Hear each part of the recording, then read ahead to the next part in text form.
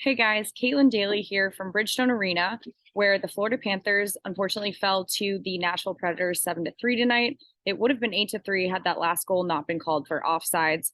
I can tell you the fans here were not very happy about that, but the Predators did go away with the win. And I think it comes down to the Predators came into this game with a lot of urgency.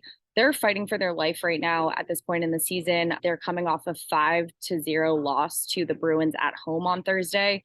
So I think the whole atmosphere in Nashville, there's a lot of frustration and pressure. It started off looking like it would be an even strength game. The Predators did open scoring, but Nick Cousins came back to answer their first goal. The former Pred himself playing in his 500th NHL game. The only lead that the Cats got in the game was right after that when Kachuk scored his 28th goal of the season. He settled in very nicely to being a Panther. But once we saw the second period come around, Colton Sissons scored on a breakaway goal. And from that point on, the momentum of the game changed. The Preds found their rhythm after that, and they were feeding off the crowd's energy.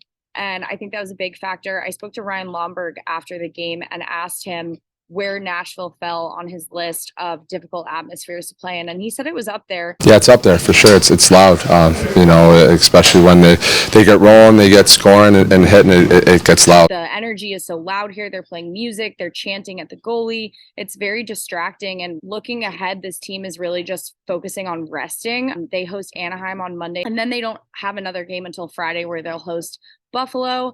And in those couple days, Coach Maurice said he's just going to focus on regrouping and getting ready for this long home stretch that they have. So Anaheim is just going to be finish this kind of block of games on a high note, right?